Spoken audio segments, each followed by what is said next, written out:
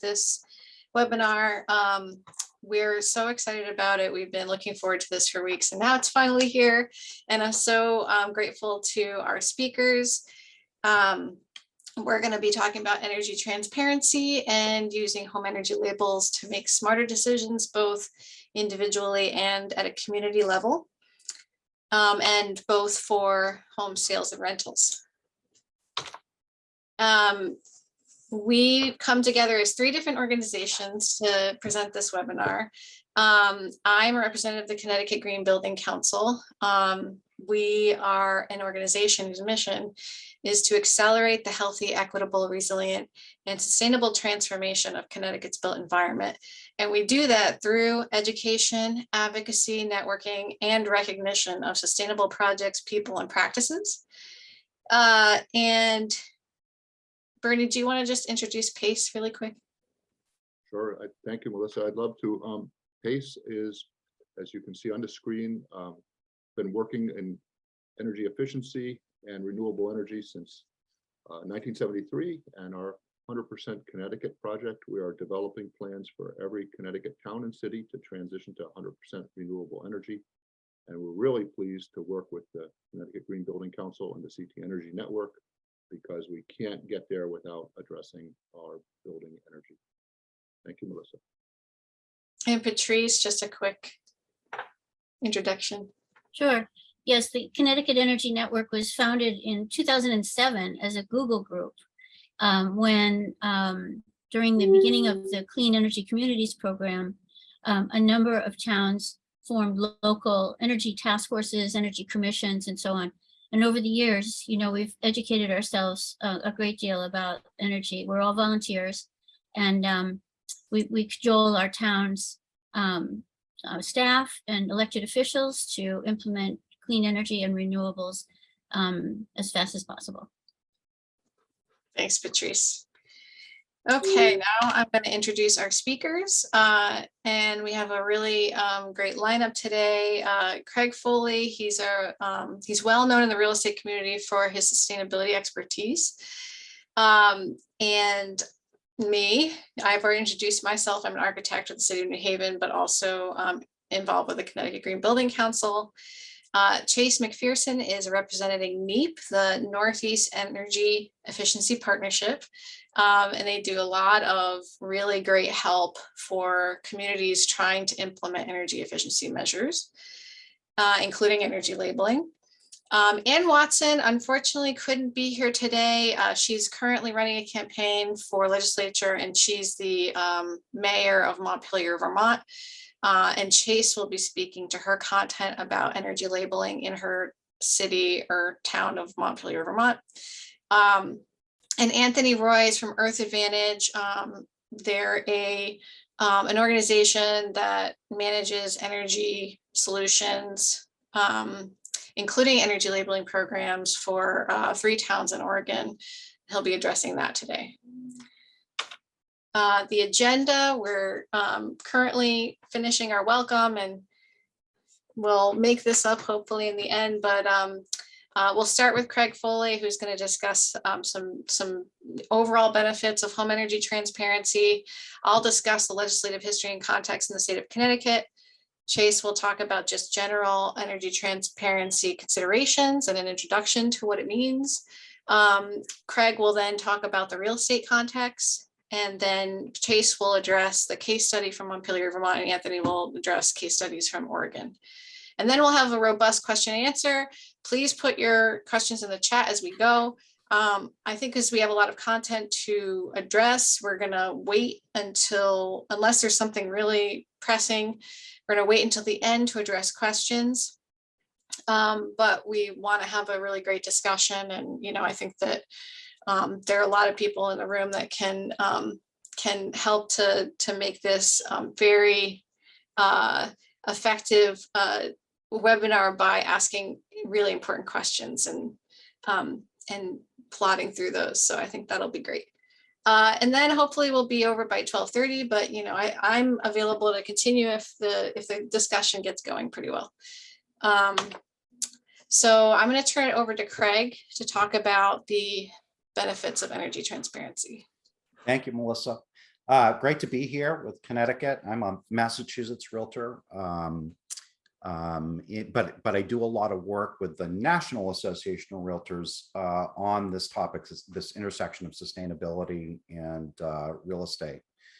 And it's been really exciting to see what's been happening at the national level, just so you all know too, because we've got all of these battles that happen on this topic down to individual communities, individual states. I just want to give you a quick overview of the structure of how the Realtor Association works and kind of where we are, right? So the mothership is the National Association of Realtors, 1.575 million members. It's the largest trade organization in the United States. We have a really active political voice in DC on federal issues. We have something called the three-way agreement because there's three levels of the organization. There's NAR, the National Association of Realtors. There's the State Association of Realtors. So in your case, that's Connecticut Realtors. In my case, that's Massachusetts Association of Realtors. And then in Massachusetts, we have 13 local associations. So I'm also a member of the Greater Boston Association of Realtors, but there's Cape Cod and the Islands Association of Realtors. There's the Berkshire Association of Realtors. There's the South Shore Association. So all of those are kind of intermingling when we're trying to figure out policy and how policy works, right? So I'm going to hit on some, a little bit later, kind of the big picture, the 50,000 foot level of what's going on and how quickly we've moved the ball forward at the National Association of Realtors. There's still a lot of work that needs to be done to engage the boots on the ground, the traditional, the agent that that's, you've always known, that serves your community, and where they are on some of these topics. There's a big delta here, right? So I just want to kind of set that up, Melissa, as kind of an initial framework for this. So consumer protection, this slide that Melissa has up for me right now. Here's the classic argument that believe me, I've been involved with this. I know Anthony, he'll talk about this in Portland because he dealt with Portland Association of Realtors as they were trying to move forward and the city council was trying to move forward with energy transparency there. There's very different feelings about this, right? And I've heard all of the arguments. So it always starts with the fear that in the real estate community, when we're making the arguments back and forth, the fear that the little old lady that bought a house in 1970 doesn't have the money to be able to upgrade their house at the point of sale to be able to deliver something that can compete in the marketplace, right? I definitely understand that fear. I get that fear. It's an argument that's real out there. My argument, though, my feeling about this is different than what our trade organization will sometimes talk about. And my worry right now, and this has really been pushed forward because we know we have an affordability and supply crisis out there, right? So this is part of the back and forth that's going on. I'm lucky enough, I'm 59. My wife and I own 2 homes. The first house that we bought was in the Jamaica Plain section of Boston. We bought it for $84,000 before I was a realtor. 7 years later, we sold it for $435,000, Melissa. Right now it's worth $650,000, right? We're lucky to be the benefit of that kind of equity and wealth building, right? We were just part of a generation that was able to do that. So, that little old lady that may be selling her house from 700, but because she can't move the ball forward with air sealing and insulation, she doesn't have the money to do that. It may cost her $50,000. It may sell for $650,000. But I'm much more worried about my kids at this point, Melissa. I'm much more worried about my 2 children as they both of them are working. They're both adults, but neither of them own a house. And I know for a fact that this is the primary wealth builder for Americans is home ownership. How does this impact them? The next generation of home buyers. And I firmly think that energy transparency, it needs to be part of that discussion. And, luckily, the conversation that's happened at the organized real estate level, kind of the 50,000 foot level of real estate. I've worked with Fannie Mae and Freddie Mac on these topics. And one of the things that is, at least in the early part of discussions, is the way we think about energy in the real estate transaction. Right now, mortgage originators look at principal, interest, taxes, and insurance. There's a real movement to think about energy, adding energy costs to that full number when we're evaluating the ability for a home buyer to be able to buy on that home. I think that that's a great way to go, right?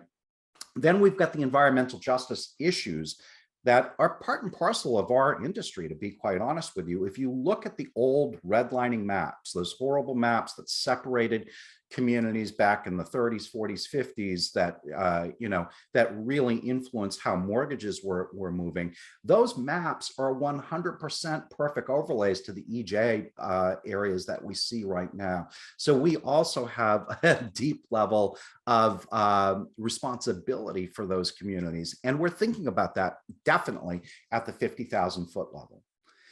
All of these other, we all know this, right? Lower operating costs is a real driver, particularly in this affordability piece, right?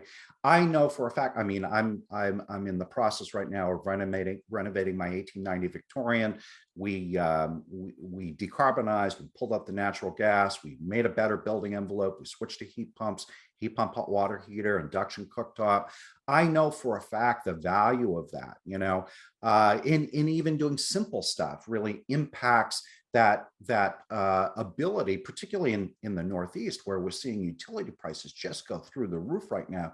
This is a real worry for homeowners, home buyers moving into the marketplace. But we know that there are additional benefits to that. One of the things, Melissa, when I talk to my new buyers, we asked all the same questions, right? How many bedrooms do you need? What community? What school system? What's your price point? The initial discussions that we have with buyers. But I always finish that discussion with one other piece of information. I don't hit people over the head with green and sustainability and blah, blah, blah.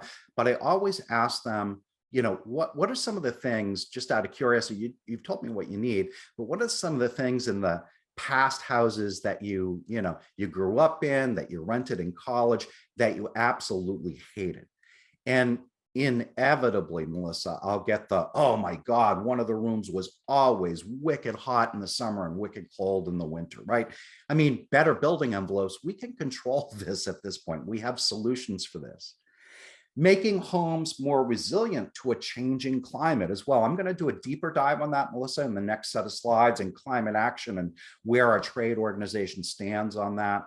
Obviously, the local economy, the Inflation Reduction Act, the Bipartisan Infrastructure Act, we're already starting to see in parts of the country that need this kind of support, that with those two acts, the way they've moved forward, we're seeing private companies, right, be looking at opening new shops for solar in parts of the country that are very conservative, right? So we're seeing this great blend, thankfully, with the current administration and some of the choices that they've made, to be able to really move this transition to a clean energy economy, which is so beneficial for all of us, and most importantly, to take leadership, worldwide leadership, and make sure the American workforce is front and center in this. So I don't know, that's kind of the big picture overview, I guess, Melissa, of what I'm seeing out there, and I'll do a deeper dive on this stuff a little bit later. Thank you, Craig. I'm going to go quickly through the Connecticut context. Obviously we know that, you can't tell how energy efficient a building is by looking at it. This is why energy labeling is so important, so we can track and measure, and we can't prove what we can't measure. I always wanted to remind people that even though our inventory makes it look like transportation is the biggest sector, in fact, buildings are the biggest sector in contributing to climate change in our state. We're continuing to electrify, and the electrical sector, 75% of the energy goes to buildings to do things like heat and cool them and light them and basic functions. So we have to, when we talk about efficiency, we're talking about this big piece of pie right here, which is almost 50% of our greenhouse gas emissions. When you look at energy in our state, we have higher than average asthma rates. And if you actually look at rates of asthma, you can kind of see that our residential, our high density environmental justice neighborhoods are kind of like mini power plants, because the energy that they're creating with on-site fossil fuel combustion actually creates worse air pollution that comes out of our power plants. So they're being exposed to this very dirty air pollution, which is causing high asthma. So anything we can do to reduce that is going to have a major impact. And obviously in Connecticut, we have a much higher energy burden than the rest of the country. So these issues are, with our high energy costs, like these issues are very front of mind in Connecticut. So just to remind about our climate goals, I want to specifically point you to our 80% weatherization goal by 2030.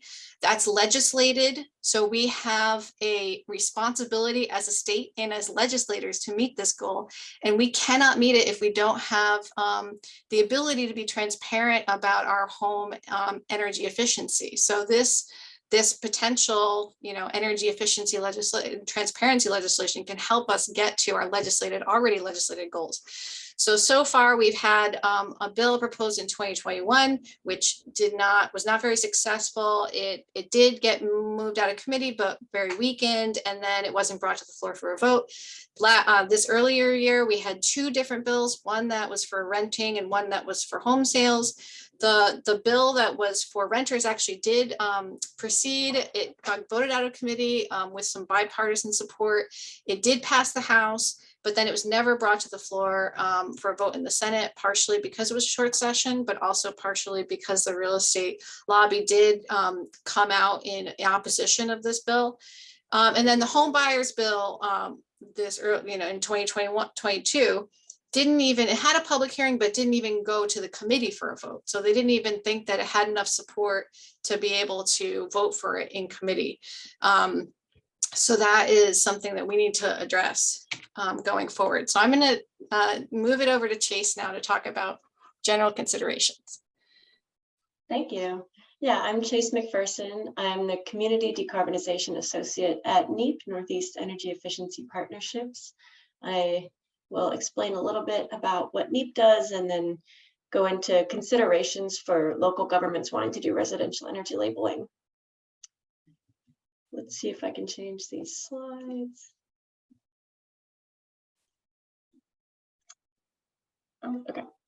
So NEP is one of the 6 regional energy efficiency organizations that cover the country. We work from West Virginia up to Maine, and I am on our states and communities team that works a lot with local governments, policymakers, and we offer technical assistance, and we have tools, some of which I will touch on later. And there is our mission.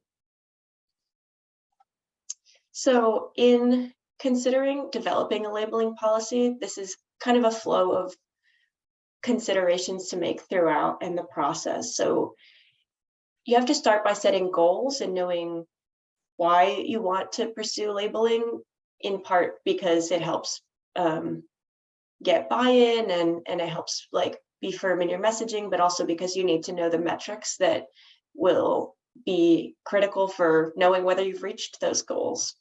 You have to understand your options, like different labels. You have to understand your workforce and your building stock and lots of considerations like that. You need to build an ordinance team and get buy-in from different groups like realtors, like landlords. It depends on the community. Develop the policy itself and then communicate the plan. So there's a bit of a lag with changing slides. Wow, this is even worse than people saying next slide. Melissa, are you okay? Here we go. Thank you. So some potential goals that a community might have. One, just simply having energy efficiency be valued in real estate transactions. Like Craig was saying with kind of the little old lady, if the home is valued at $50,000 less because it's that inefficient, that is useful information for the buyer who is going to have higher operating costs in an inefficient home. One important goal that a lot of people have is increasing participation in efficiency programs like utility programs and getting people to take action based on the information. Increasing public awareness and consumer education and that kind of consumer protection piece, having people lower their home energy bills by primarily giving them the information about their energy costs and ultimately lowering greenhouse gas emissions. I'm just going to say next slide because I don't think this is working. Thank you. Some things you need to know about your local market is what existing efficiency programs there are that could be leveraged. In Connecticut, the utilities offer free home energy scores with upgrades, so it's important to understand the offerings that exist.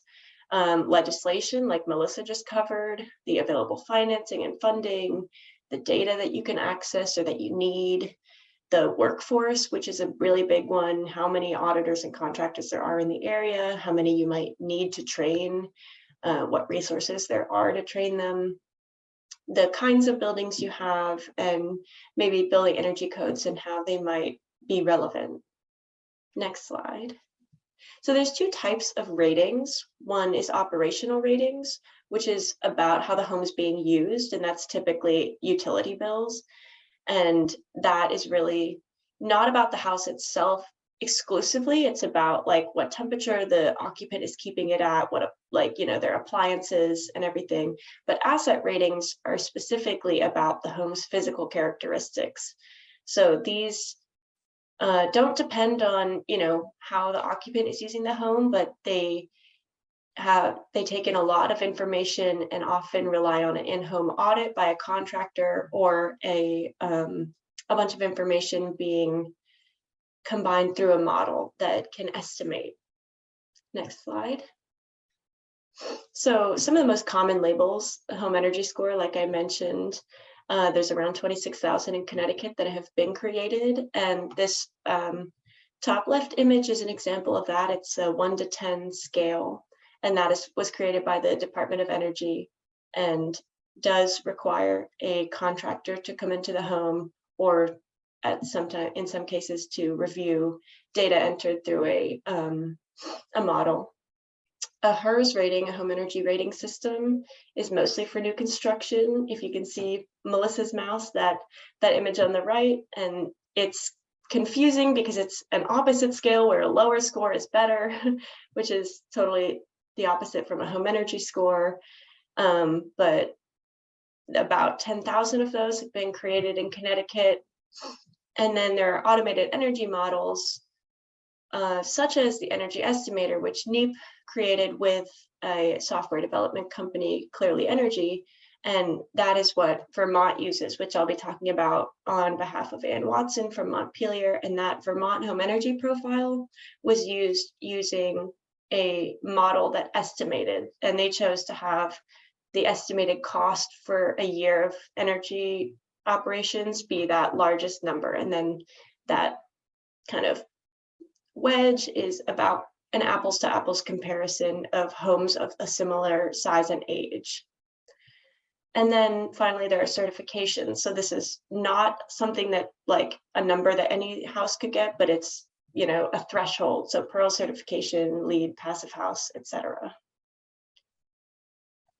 And then I just wanted to touch on a couple relevant funding opportunities, because we talked about this when we were talking the other day about this webinar, that there is federal money in this, obviously historic moment with bipartisan infrastructure law and the Inflation Reduction Act. So there's $40 million that will be going through states to train energy auditors. And the Energy Efficiency Revolving Loan Fund capitalization grant, which provides grant funds to states for states to establish revolving loans, can cover energy audits and upgrades. And the Energy Efficiency and Conservation Block Grant is a really wide grant that can cover a lot of different energy efficiency topics. So those are 3 from the bipartisan infrastructure law. There's a lot more funding, but those are a couple that are specifically relevant here. I'll pass it over to Craig. Thanks, Chase. I also wanted to just point out that we have that money from the energy, the auditors to train energy auditors, but having an energy transparency program would actually ensure that those auditors that we trained had, sustained and high quality work. Very true. So go ahead, Craig, you can move over and share your slides. Thanks. Yeah, I'll just bring mine up. I'm going to go through these very, very quickly, Melissa. But, I often worry about in these kinds of discussions that people think, and we have been, the real estate industry has been so far behind on this topic. I want to reassure you that, again, at the 50,000 foot level, what's going on at National Association of Realtors, it's really, we have advanced the conversation in a significant way. We're now in the work of trying to get it down to the boots on the ground level, right? So there's been a lot of work going on. In fact, our current president right now, Leslie Ruda Smith, one of her 3 pillars for her presidency is sustainability, strength, sustainability, and safety. This has been hot on my mind, Melissa, as you know, because I'm going to be in Nashville next week to deliver a discussion about this very topic to the probably 150 leading broker owners in the country who will be there at this event. So I'm very thrilled that I was asked to be able to deliver this message, and the leadership team's very clear. They want me to get the message out that climate change is happening, and we brokerages need to be part of the solution. And I just want to hit this one more time, and this is an important way for us to access to be able to start this conversation at the brokerage and real estate level. One of the things that every realtor that's good, that's been in the business for a long time, will take great pride in is that we care about successful home ownership. And we know for a fact that realtors are a key to wealth building in the United States. In fact, if you look at the big picture of wealth for homeowners versus renters, the composite wealth of homeowners is something like $255,000 across the nation. For renters, it's $6,270. So a good realtor really takes pride in that, right? And we're using that to make sure that we're engaging the real estate community on these topics. I had a chance to chair a presidential advisory group under Vince Malta's leadership in 2020. And we really looked at the impact of extreme weather events on the real estate industry. That's what we were talking about. But how, this was a PAG of 20 people in which we had players, very different geopolitical viewpoints in this, right? So how were we going to create consensus as a committee? And one of the things that we did was we invited this company called CoreLogic. This is, again, a company that's part of what we call organized real estate. And we invited CoreLogic because they were creating a map of, it's called the Peril Score, of every parcel in the United States, every improvement on that parcel, and they have all the mortgage data. So what CoreLogic can do is take an extreme weather event, run it over a specific map that they have in a specific neighborhood, and be able to predict with 95% accuracy who's going to default on those loans.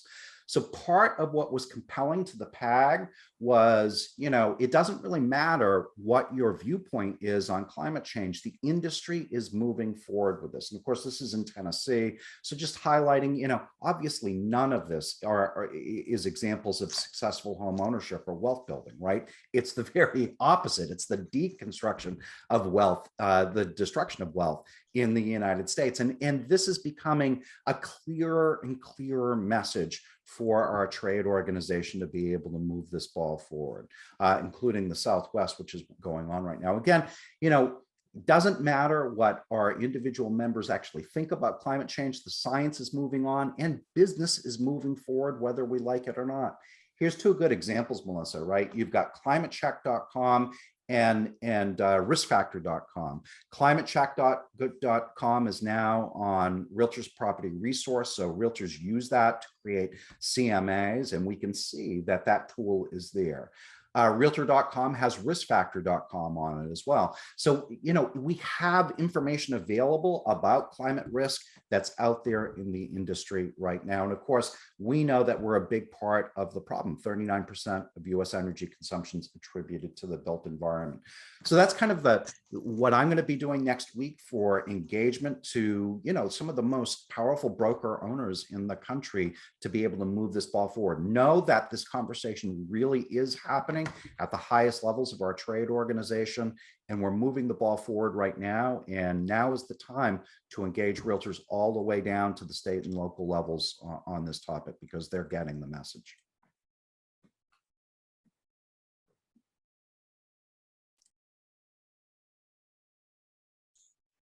Thank you, Craig. Chase is going to address Montpelier, Vermont as a case study. Yes, so again, Ann Watson, the mayor of Montpelier, was unfortunately not able to be here. And I am not officially a representative of the city of Montpelier, but I have worked with Ann a lot and seen her present on this a number of times, so I will do my best. Next slide. So they had a number of reasons why they enacted an energy labeling ordinance, and one was to increase the rate of energy retrofits. Based on these studies from around the world, they saw that labeling actually does increase the uptake of energy retrofits. Next slide. They wanted to provide consumer protection for home buyers by providing this information. There's another on this slide. They want to access aggregate data for the city because they have a city goal of eliminating fossil fuel use by 2050, and they didn't have all the tools to know how they were doing. And one of the main areas that they were not able to track was home heating. So having this aggregate data from labeling was going to be really important for tracking their goals. And they found that people just weren't doing it voluntarily because the state of Vermont as a whole enacted a voluntary program, and Montpelier then decided to take it a step further and enact a mandatory program at the time of listing that you had to provide an energy label. And they just found that this was necessary for actually getting people to produce these labels. Next. And they also wanted it to be a tool for negotiating mortgages based on the upgrades that would need to be done by the buyer. So in November 2018, they passed an energy efficiency charter amendment by public vote. And for the following year, they had listening sessions with the public and real estate professionals. And that picture is, obviously like from a listening session, and it was all these notes from primarily realtors, and there was a lot of pushback from realtors. So they had to work a lot through all of these public comments. And in May 2021, they finally passed the ordinance and began the voluntary compliance, which, was effectively no different because the state already had a voluntary program. And then in this past July 1st, 2022, mandatory compliance began and penalties could be enforced. So the details of the ordinance: home sellers must create a Vermont home energy profile, which is that third image that was on my label slide. Again, it is created with Energy Estimator, which is a tool where which I think there's a slide next, which will show that a little bit, which again, Neep and Clearly Energy created, where you can claim your home. It pulls information from the tax assessor database. So it already has a lot of information like square footage, age, a lot of times, heating fuel, and then you can refine that or not, and it'll create an estimate based on the climate and the size and all these things, and it creates an estimated annual cost for energy. And if you could go back for 1 second, the energy profile must be provided to potential buyers. It must be included wherever the home is listed for sale, if possible. And then the buyer and seller must certify that the profile was provided at closing. And that is where they can do enforcement. So if you can go forward to, so this is what the Vermont Home Energy Profile looks like. It has the largest number, again, that annual cost estimate, but it also has MMBTU. You know, they want to balance information that would be useful and accessible to people, but also, you know, there are energy nerds and people might want to see the MMBTUs. And then that wedge is, again, kind of putting it on a continuum of other homes of a similar age and size. And then it has some highlights, but most importantly, actions to take. It has logic from Efficiency Vermont built into the model that suggests things that the home buyer or anyone who generates a profile might do. And I know it's super small on here, but you know, those are about air sealing, and it's kind of a mixture of really simple, maybe DIY efficiency and weatherization things to then, you know, more in-depth retrofit actions. Next slide. So I just saw a comment in the chat. Is there a cost to the seller? No, there is not. There is technically a $15 paperwork filing fee for every energy estimator or every Vermont Home Energy Profile generated, but the home seller does not pay that. So why Energy Estimator? The state had already chosen it for this state voluntary program, and there, you know, it just made sense. And then it doesn't require an in-person audit. So like it says here, there's no direct cost to the residents, and that was huge because they wanted to balance the accuracy of an in-person audit with the affordability of having this just be a free online thing. It pulls data from the tax assessor database. You don't need to schedule with a contractor. You don't need to pay, you know, the $150 to upwards of $300, depending on where you are and the availability of contractors for a home energy score. It doesn't delay the time of the sale because it's simple. So that was why they chose to use Energy Estimator. Next slide, please. And then enforcement, it is, again, really new. And the last time I spoke with Anne about this, it had only been mandatory for a few weeks, and they're still really working on enforcement, but they will be doing monthly checking on places where people list homes for sales. There's a warning letter, and then they can actually see, they have that piece built in that the seller needs to provide the buyer with a letter at the time of sale. That goes directly to the city. And so there can be a ticket with a fine capped at $250. So that was Montpelier, and I will do my best to answer questions. But again, we unfortunately don't have the expert here, but I can do my best.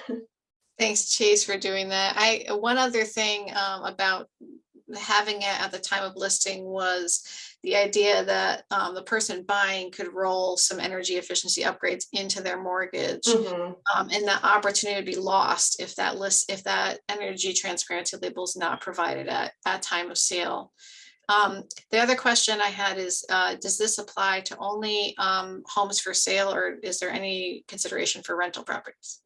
Right now, it's just sales.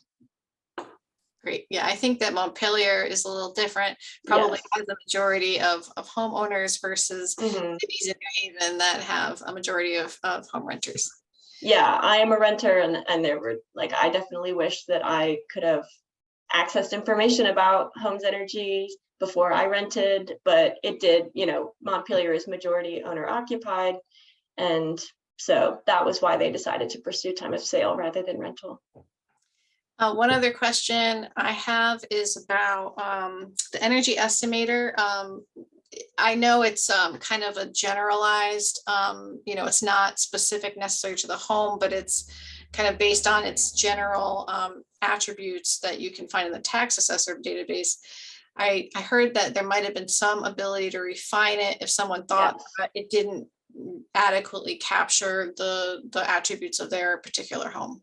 Yeah, I could talk for half an hour just about Energy Estimator. So I think I kind of flew by that, but yeah, it'll pull in, you know, basic information, and it can make an estimate from what is in the tax assessor database, but the homeowner can add a lot more detail. They can add the age of their home heating system, and like if it's Energy Star rated, if they have a second fridge, if they have a hot tub, if, you know, like the second fridge actually was something that people in Vermont wanted to see added as an option because people have beer fridges apparently.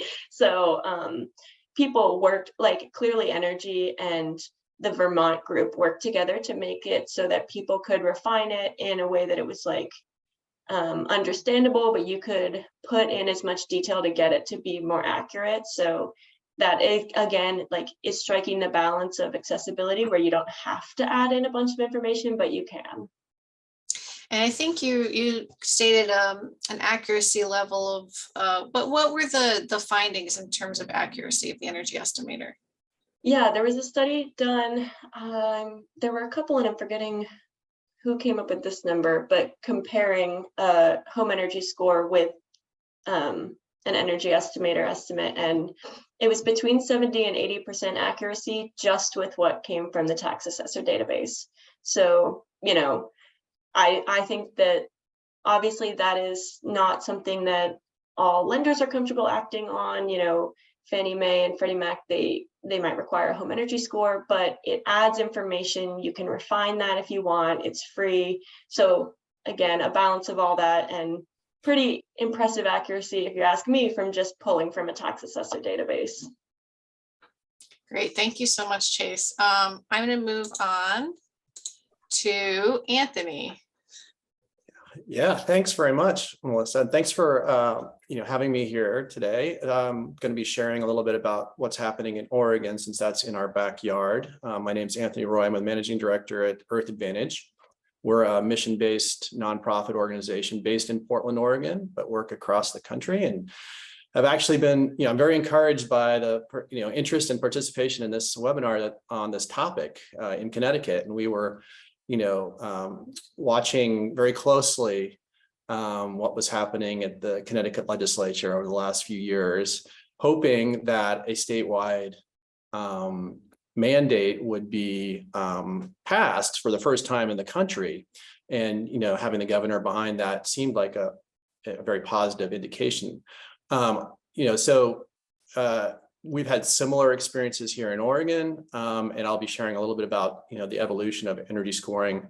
And maybe I think there's a lot of, relationship to maybe how things will evolve in Connecticut from going from a kind of state focus to a more localized focus. So I'll be talking a little bit about three cities in Oregon that have actually successfully passed a mandatory energy labeling at time of listing. So home energy score required when a seller is listing a home for sale in these three jurisdictions. Going back one, sorry, Melissa, these three jurisdictions, just by happenstance, happen to be really good representations of three different types of cities that hopefully resemble one of your local communities. Portland, larger kind of urban center, population of 600,000, with a very, very dedicated and experienced sustainability staff. And I think, a lot of leadership in the climate arena since, the 90s, really kind of created a climate action plan. I think it was one of the first cities to create a climate action plan in the late 90s. And then Milwaukee, which is spelled with an IE and not an EE, is the more famous Milwaukee is known, is a small kind of suburban bedroom community, 20,000 people, and has a more recent kind of very active climate focused agenda with a mayor who's very good at promoting climate action, and has a very small staff. So I think one person on staff there that is focused on sustainability issues. And then Hillsborough is kind of that middle one of the three, 110,000 people, more of a tech center. Intel is located in Hillsborough. It's a faster growing community, a lot of new building happening in Hillsborough, including one of the largest land developments in Oregon's history. It's being developed right now. And it has what I would consider more kind of a prototypical business friendly approach to these climate issues, a very active and influential chamber of commerce. So pretty, three very, quite different communities. I mean, this is Oregon, so they're not, completely different, but they all reached the same conclusion when it came to energy labeling, and with the same output and same, product at the end of the day. So we can move on. But before I wanted to, kind of dive into what each of those three cities have done over the last few years, I wanted to set some context for what was happening in Oregon prior to that, because I think this is where, it really does relate to maybe the circumstance in Connecticut.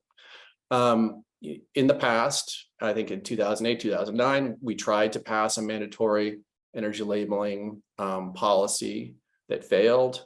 Probably, thankfully, at the time, because there really weren't the systems that we have today, like the U.S. Department of Energy's Home Energy Score, available at that time. So it would have been kind of like trying to create something from scratch. But subsequent to that, advocates decided to try to create some rules of the road for the state, so that any energy labeling that was going to happen in the future would have some structure to it, some consistency. And this was a voluntary approach.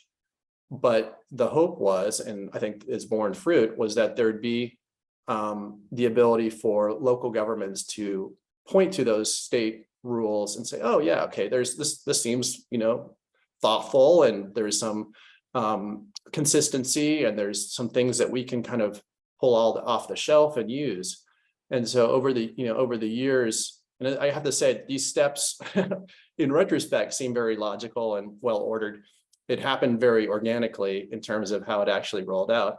But the end product is that we have in the state of Oregon a state government that is kind of setting the rules, providing some kind of infrastructure, and then local governments that can just access those tools and more easily implement a policy, and then actually deliver the program. So next slide. So, as the local governments were considering energy labeling policy, and I think some of these topics have been addressed, by Craig and by Chase, there was some, I think some primary goals that they had, and one was the consumer protection goal that I think both Craig and Chase alluded to as an important consideration. And one thing I just wanted to highlight that was an effective, approach in terms of the advocacy work that I think a lot of the folks on this call might be involved in on some level, was this mini campaign that the contracting community helped develop that was branded the Right to Know, which they had t-shirts, they had little bumper stickers. And this is in Portland, where, kind of a lot of the policy litigation, I would say, without it, a non-legal term,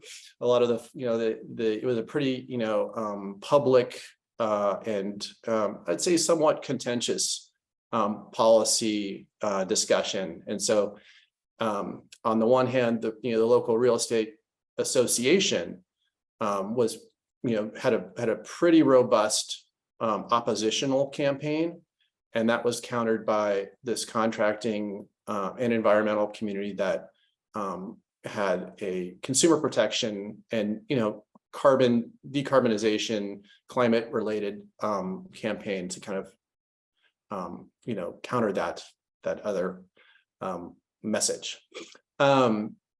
With that said, I think it's important to note that also, while the association was very strongly in opposition, it was really important to identify some key realtors, folks, maybe not as eloquent, as knowledgeable as Craig, but folks like Craig who are, see the future and are able to kind of separate themselves from the association messaging and kind of provide some context for why this is a good, good policy and why their clients that can actually benefit from this. The other policy goal of these three different city staff was to provide a proven metric for the real estate market to value the energy efficiency. And so they all selected the U.S. Department of Energy's Home Energy Score program, largely because they wanted a dependable and consistent system and a third party kind of delivery of that system, so that it was kind of, you could depend on the output.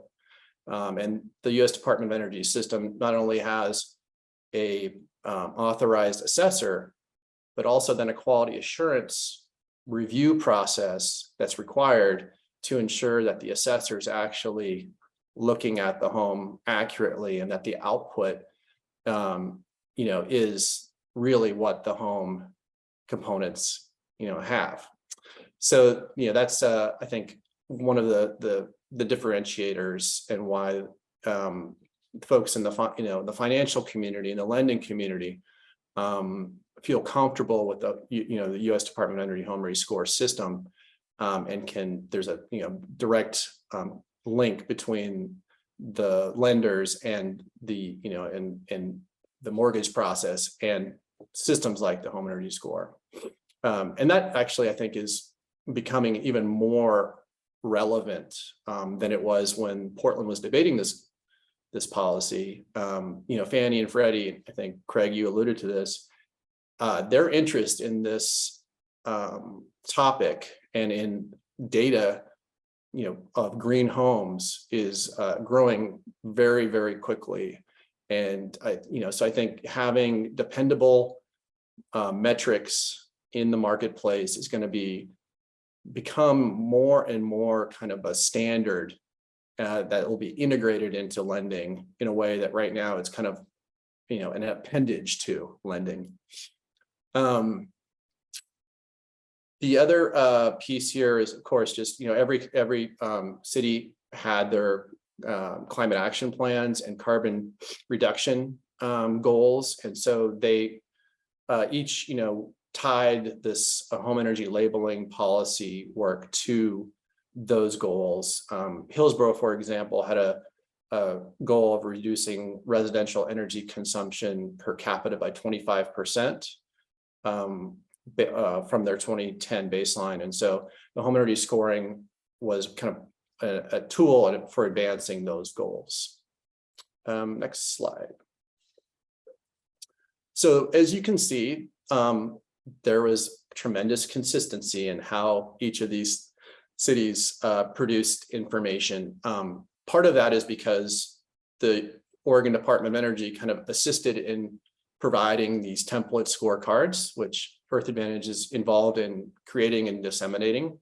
Each of these is essentially the U.S. Department of Energy's Home Energy Score. It's just been a customized scorecard to make it a little bit more consumer friendly, with localized information, localized utility rates, localized carbon emission factors. So a home in a particular utility district or territory will use that utility's utility rates and carbon emissions factors, whereas the standard U.S. Department of Energy Home Energy Score system will just kind of take state averages.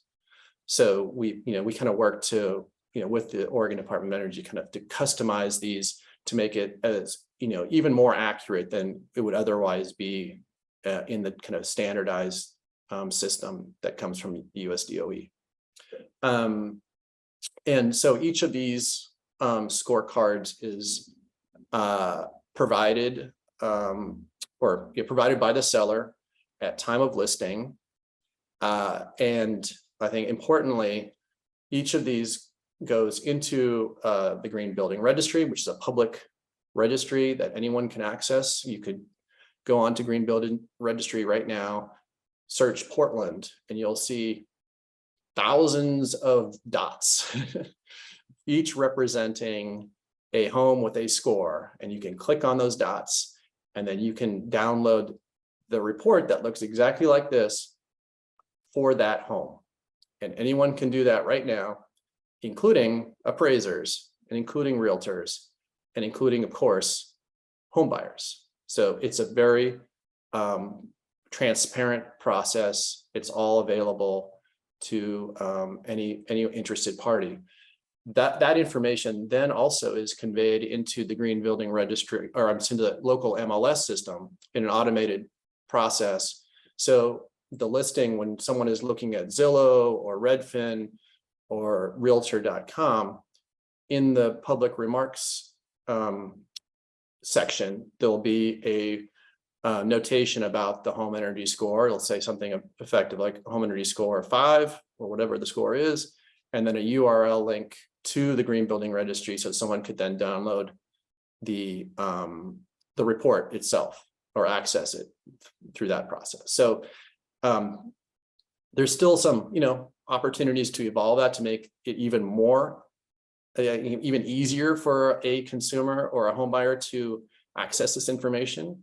But it's about as transparent as you'll find anywhere in the country, I think, at this point.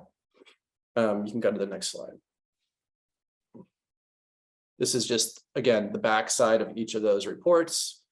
Portland on the left, Milwaukee in the middle, Hillsborough on the right. Again, just all localized information that includes recommendations for making improvements on the homes. And we've actually also just tried to make this these recommendations prioritized to make it even easier for folks to figure out what would be the best things to take on. There's a 10-year payback that is on the priority energy improvements. And then there are some kind of just customized recommendations based on the components of the features of that particular home. Go to the next slide. So the results, so far in these 3 cities have been, kind of exceeded our expectations when we first started, both in terms of like the volume and then kind of the compliance that has happened so far, even during COVID, where we thought things would go down to very minimal numbers. Things stayed pretty consistent. But there's 35,000 homes that have been scored in Portland since the policy was initiated in 2018. And that's, what's that, roughly like, 6,500 to 7,000 scores a year. I'd say, generally speaking, we've met kind of an 80% compliance rate at the high. And during COVID, we were probably at about 40% compliance. And those scores are being delivered by a whole cadre of authorized assessors, folks who have gone through training. These are small businesses, essentially. Oftentimes, they are folks who are doing some other work. They're a home inspector who's adding on this assessment business to their existing business. So it's another kind of revenue source for them.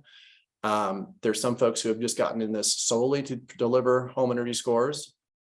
And then there's some folks like appraisers or folks who provide home measurement services that have added this service onto their existing business.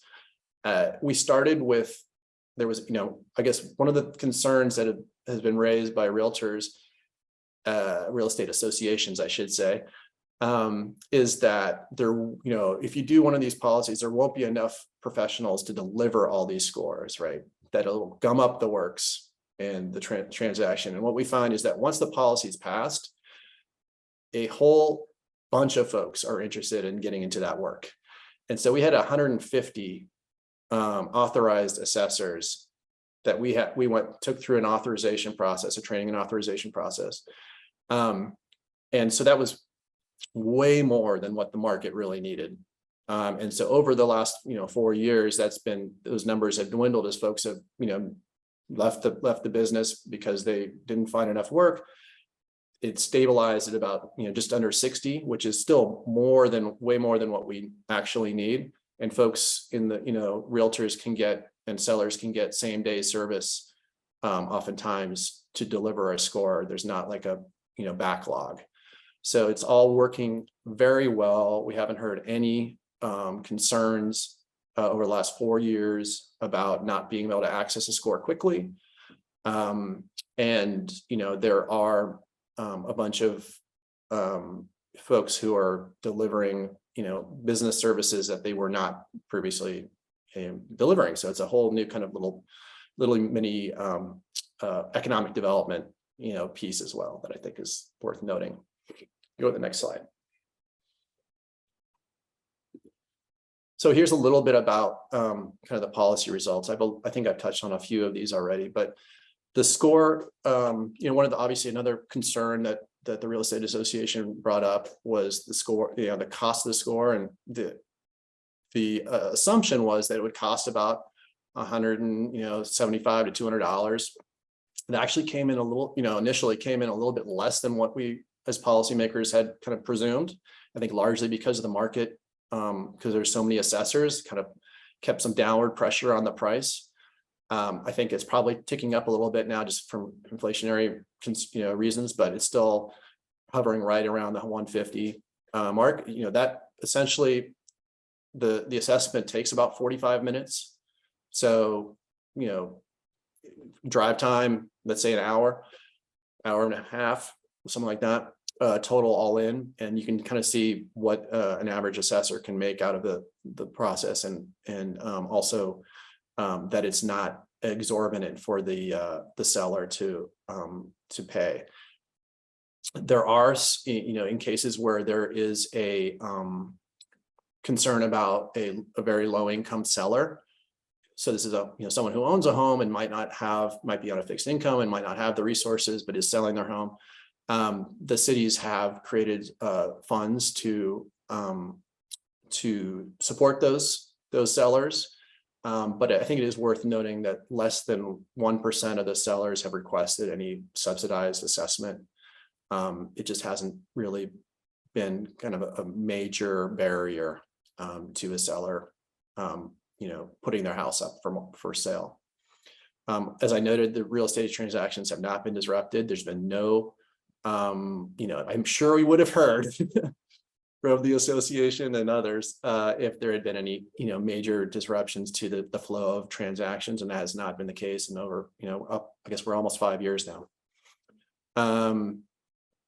The city of Portland did a survey of buyers and sellers, and maybe as part of a report to council after about 36 months of implementation, and they found that a pretty sizable number of buyers are using the Home Energy Score to consider energy efficiency investments, which is a really, I think prior to the Home Energy Score being available and kind of prompting these discussions between buyers and sellers and between buyers and their real estate agents, I'm guessing very, very, very few buyers had these kind of conversations at that time. So I feel like this is a good indication of the usefulness of this information at that really critical time when someone is considering a home.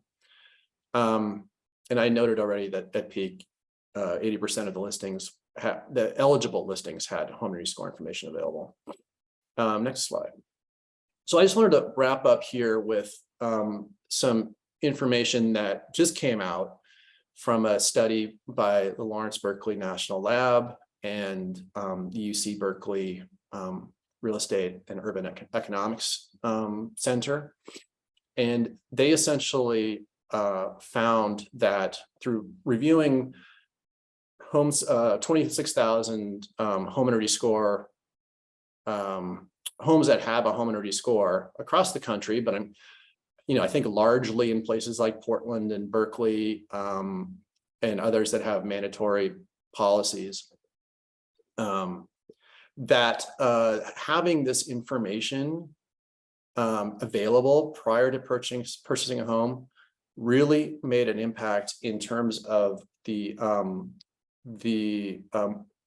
mortgage default rates. And what they found was that there was a 5.5% reduction in the odds of a loan going delinquent for every 1 point increase in the home energy score scale. So from a consumer protection perspective, that's hugely impactful. And I think people having that information, making smart decisions, knowing the full operating costs of that home, has a real positive result in terms of that person being able to stay in that home. They also found in that study that the folks, home buyers were willing to pay slightly more for a home that was slightly better on the home energy score scale. So I think one of the things that's also important is that there was, in this study and other studies that I've seen, there's been no indication of a price penalty for a low efficient score. It's just been an additive value for a home that has energy efficient investments in it. So the little old lady is not going to get penalized, but they just won't gain that value, the additional value that the energy efficiency investment would provide. And I think the last thing I just want to note is in this study, they said the only places requiring this information at time of listing, where it was available and disclosed, experienced these positive benefits. And so I think that's probably fairly, maybe it's clear, it seems fairly obvious, but I think it's worth kind of reiterating that you can get a home energy score. There's I think in Connecticut there's 18,000 through the utility programs, but if that information is not available in the MLS listings, if it's not available during a real estate transaction, it's not actionable, and therefore it becomes less useful to the certainly to the buying public. I think that's it, Melissa. Hey, Melissa, can I add a couple things on to what Anthony just said? Absolutely. Anthony, always great to hear you speak, first of all, and what you and David and Earthworks are doing, Earth Advantage is doing in not only Portland, but across the nation. I'm one of your biggest fans. I just wanted to highlight one, we're talking about realtor associations, and Anthony knows this as well as anyone. Portland Association of Realtors strongly opposed this when it was happening. We in our, I'm the chair for the Land Use, Property Rights and Environment Committee. We're one of our 14 policymaking committees for NAR. We have the energy policy that's under our purview. We removed in 2020 something a statement that said we, the National Association of Realtors, oppose mandated energy scoring at the time of sale. That has actually been removed from our policy statement as well. Partly that was removed because we know that there are associations, my association, Massachusetts Association of Realtors, tried to move this forward on a statewide basis. MAR strongly opposed that. But we also know that there are associations out there, Anthony, like Minneapolis Association of Realtors, that supported energy scoring at the time of sale. So it's not like everybody's on the same page here. And your point about Fannie and Freddie in particular was doing some great work on this, it is recognizing on behalf of their investors that homes with high performance assets, like the things that we're talking about, better insulation, air sealing, solar PV, heat pumps, whatever it is, default less in this marketplace. And I think that message is super important that you've highlighted in here, Anthony, and just wanted to reinforce that as well. Yeah. Yeah, I'd like to also invite, I don't know, Kathy, if you wanted to come off mute to talk about what you've seen in terms of not being able to adequately appraise high performance homes in our state. Putting you on the spot. That's okay, sure.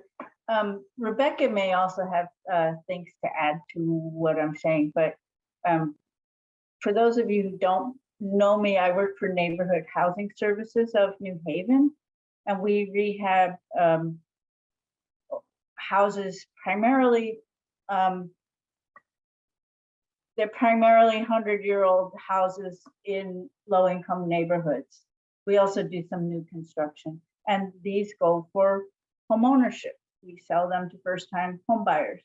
But in the assessment process, they get assessed as comparable with houses that have had absolutely no work done, because they're assessed by other house sales in the neighborhood. And we've had a lot of back and forth with assessors about this. Some of them we do to Energy Star standards. Most of them we do to Energy Star standards or beyond. And some of them, well, neighboring houses have SIE and maybe full upgrades through the Home Energy Solutions Income Eligible Program. Those are not our houses. Those are already privately owned houses. I know we're talking more about this from a real estate professional, from a realtor perspective, but I just also wanted to add in that about assessment. Yeah, thank you, Kathy. And I know you and I have talked about this a little bit offline as well. There are appraisal standards, and Craig certainly is very aware of this, where the National Association of Appraisers has developed standards for special appraisal of high-performing houses. Last time I checked, there were 4 appraisers in the state of Connecticut who had that special training. It is possible for a seller to say, I want an appraisal done by someone who has the training to be able to adequately appraise a high-performing house. In a state where appraisals are often backed up anyway, there are many reasons why that often doesn't happen. But personally, I was very excited to see the grant money that's potentially available for training of auditors and assessors. Right now, it's a 6 to 8 week backlog. You call up UI and ask for an energy audit. It's a 6 to 8 week backlog. If you say to a bank, I want an appraisal done in Connecticut by an appraiser who is adequately trained to do an appraisal on a high performing house, it may add 3 to 4 weeks to your transaction. And in a fast moving markets, interest rate rising, those delays of a few weeks are killers. We can't do it. So I think if we can get more appraisers trained, more auditors trained, that will certainly be part of the solution. I couldn't agree with you more, Rebecca. I put in while you were chatting the list of appraisers nationally that have gone through the Valuation of Sustainable Buildings program. It's a very rigorous 3-course set. And unfortunately, Rebecca, you're down to 2 appraisers in Connecticut right now that have gone through that program. Now, you may have a home with just solar PV on it, in which we use an income approach to accurately value that property if it's host owned. And there are appraisers that may have gone a third of the way through that training. They tend to do solar first. But getting more appraisers in the state of Connecticut that are appropriately trained is hyper important. And you noted the fact, so I'm going to just throw my screen up. This is that Valuation of Sustainable Buildings group, only 2 of them. But as NAR, as a NAR green designated agent too, I'm taking you to the Green Dot Realtor page right now. You can see in Green Dot Realtor, really easy to find. Over here on the right in green resources, if you go down to the guide to the appraisal piece of this, you can scroll through this, some great information, stuff that we've already talked about with HERS ratings and the value of this stuff. Appraisers really like numbers, right? That's what they can use to value. But this little piece right here at the bottom of the page is the letter that you can demand a qualified appraiser. We can't pick a specific appraiser for all the right reasons, right? I mean, Dodd-Frank happened, the mortgage meltdown, it was a nightmare. And the relationship between lenders and appraisers was way too tight. We had to distance that. But we can, and a listing agent that's representing a home with high performance features on it, I think has a responsibility to demand a qualified appraiser and to make sure that that's part of the process. It can, though, as Rebecca said, slow things down. And in a time in which, interest rates are rising, it seems like every 2 seconds, that is a threat to this transaction. I think your solutions, Rebecca, are absolutely 100% on track. More appraisers in the state of Connecticut that are properly trained to be able to deal with this. And one way to do that is to have a policy that requires this energy efficiency.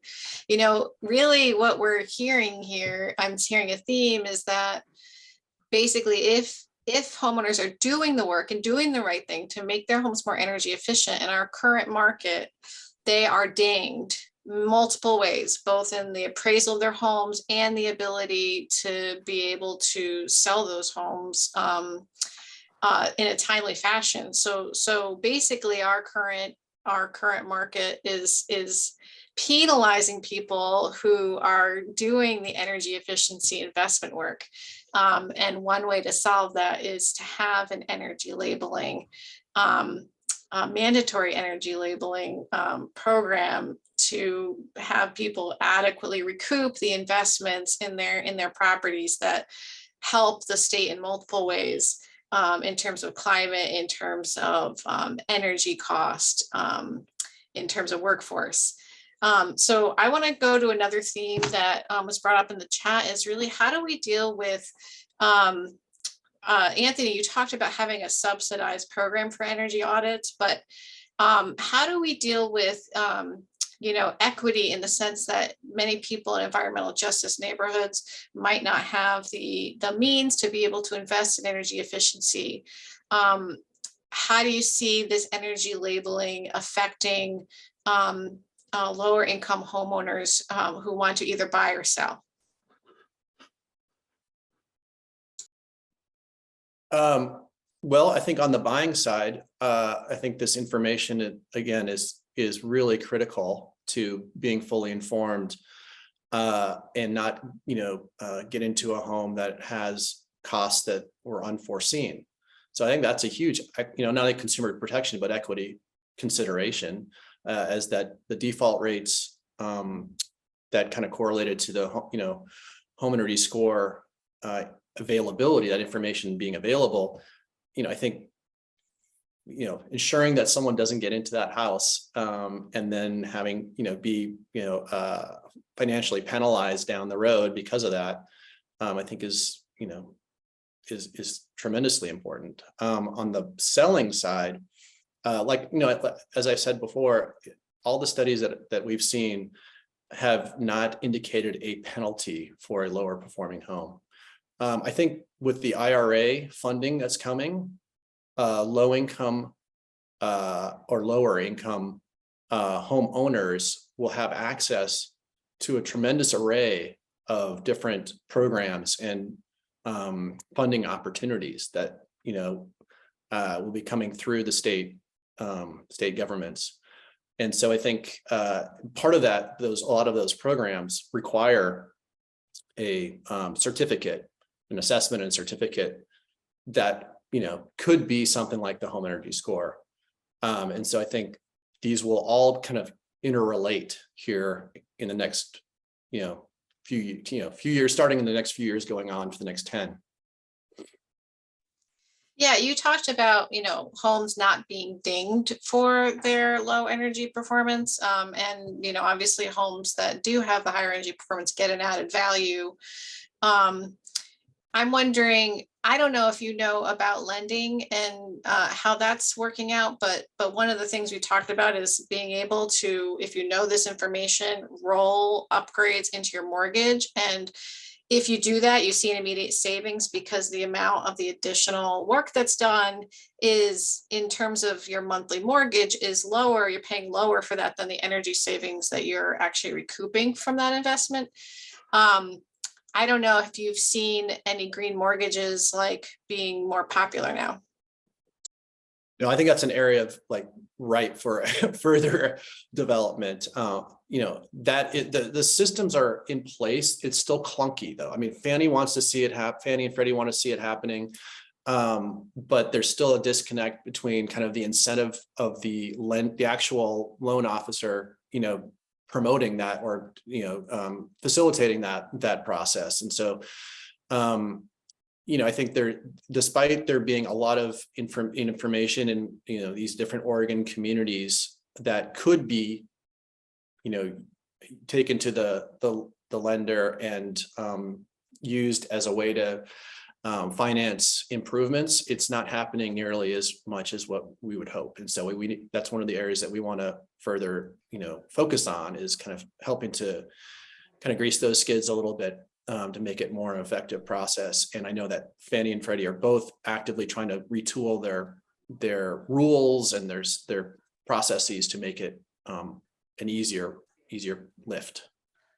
I would like to just address the dinged part of this, right? Because it's come up a number of times now. I mean, if we're not seeing low performing homes being impacted by value, and we are seeing obviously homes that have been impacted by extreme weather events or in neighborhoods in which they are susceptible to extreme weather events, values dropping. It's only, Anthony, I think, because we don't have enough high performance homes on the marketplace to compare to. The Brown discount will come. I think that's just part of the deal. We're going to have to accept that. But also, you know, if you have two homes that were built in 1985 and one's got a new roof and the other doesn't, which one's going to sell faster and for more, you know, for more money? The one with the new roof. It's very clear. I mean, assets in homes need to be improved and they need to be effectively valued in the marketplace. I mean, there's some of the, you know, a home with a brand new heating system, new heat pump system versus a home with an old oil system in it. There's going to be a difference in value. I mean, and that's fine. That's the way the market should move. I'd also like to point out that in Connecticut, we're actually an early adopter of home energy score in our energy audits. We already have kind of an infrastructure for creating energy audits and doing home energy scores. So really what we would need is additional workforce to add on to the infrastructure. I guess I want to ask, I want to bring up, I know Mike Gill had some particular questions about the labels themselves, and I encourage you, are you still here to unmute and ask those questions?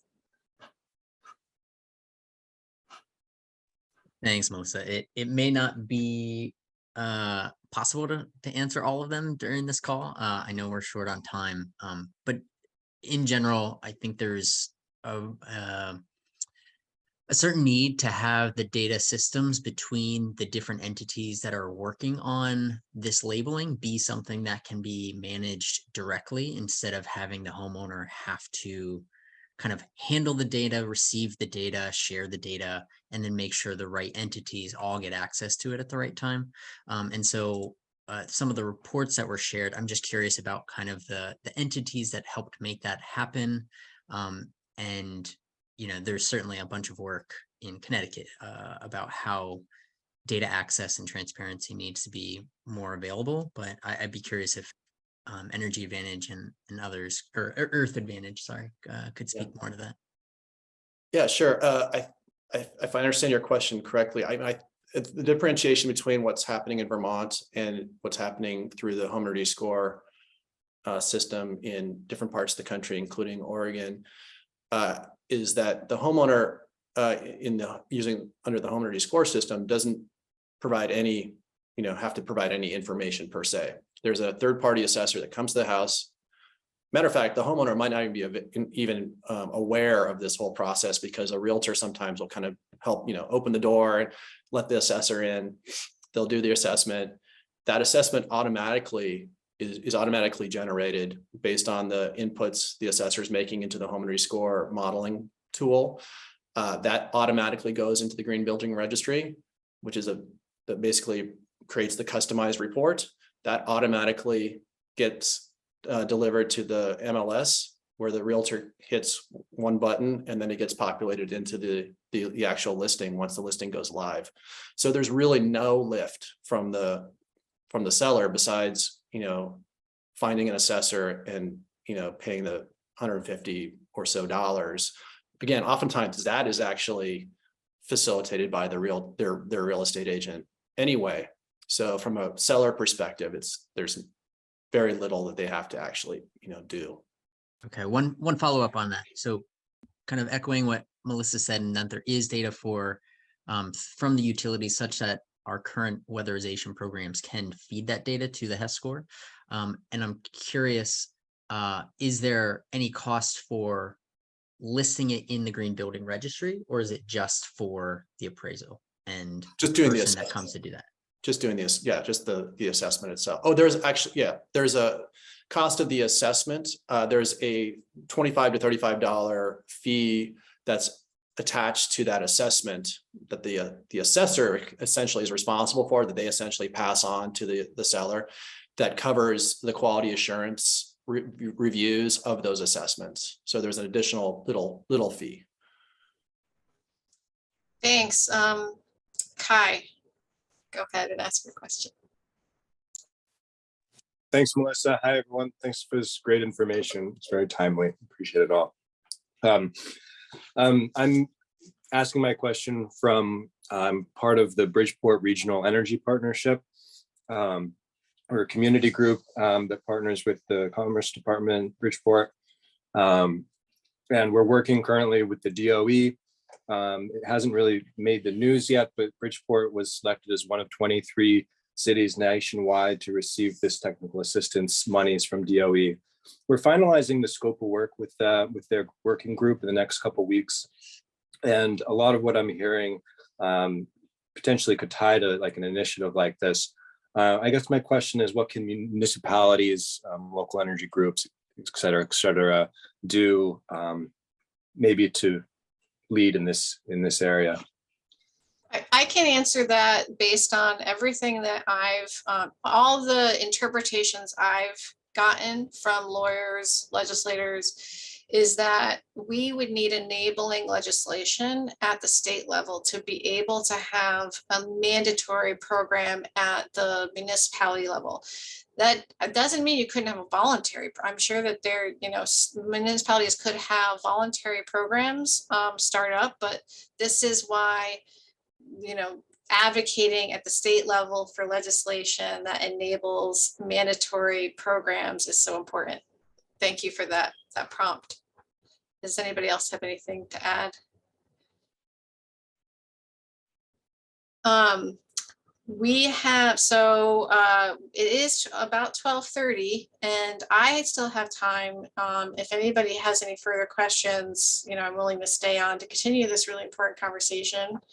And if anybody else has any questions, please raise your hand and I will call on you. Otherwise, I guess we can say that, thank you for coming. I really appreciate it. I even learned some new things. This is a super great program and a great kickoff to, advocating for energy transparency in our state. This has been great, everyone. This is Alicia Dolce, the Executive Director of the Connecticut Green Building Council. I've learned quite a bit and I really appreciated the comments in the chat and the questions. I did put a few resources in there. I did include the U.S. Green Building Registry. And also we have a coalition building platform, buildbetterct.org. And I did also include a link to that. Please check that out. You can sign up to get updates there or join the coalition. I mean, I think we're on the path. We've heard already that it may take a few rounds to get this passed, but this is a top priority for the Connecticut Green Building Council. And today's webinar was sort of our kickoff of wanting to rally the troops and learn as much as we can and move forward. So thanks again. I actually envision maybe additional rounds of this dialogue because there's a lot to discover and refine.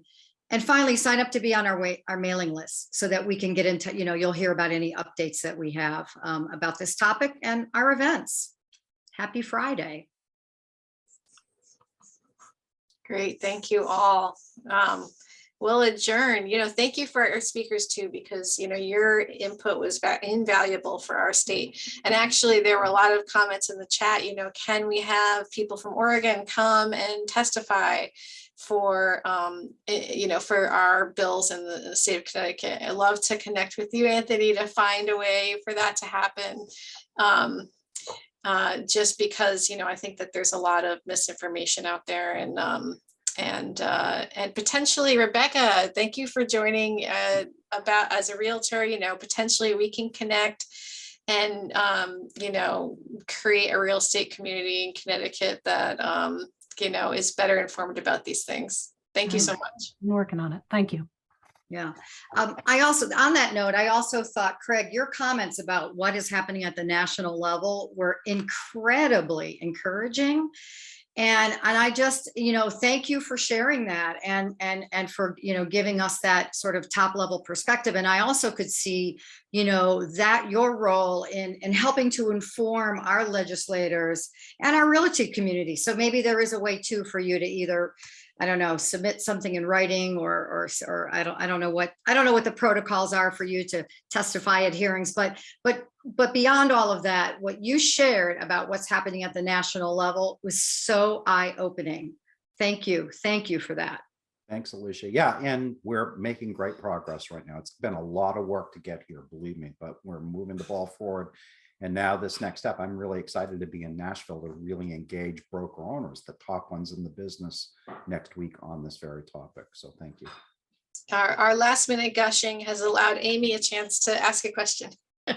Well, actually, I just wanted to say that Gannon and I were on a call the other day and regarding Operation Fuel and their commitment to this effort and making this happen for the third attempt, I guess, third year. But these things often take a long time at the legislature. But to answer specifically how we get folks to testify is easy, because there's going to be a virtual hybrid kind of testifying approach again this year from what we can tell. So I think that makes it really good, because you've got people from Oregon and everywhere else who you want to have testify. And I just think that just remember that, because it's not going to cost anybody anything, and but I do think we want to be leading very specifically this year. We were talking through the politics of this. It can't be left for chance. We need strong leadership, and it needs to happen sooner and more frequently than it did last year even. And last year was a progress, but I just wanted to say, don't be shy about getting ahead of this like right away. So thanks. Thank you. Okay, so we voluntold all of our speakers to testify on these bills for us and gather momentum. Okay, well, I think that I'll let everybody go and have a great Friday and a great weekend. And thank you for joining.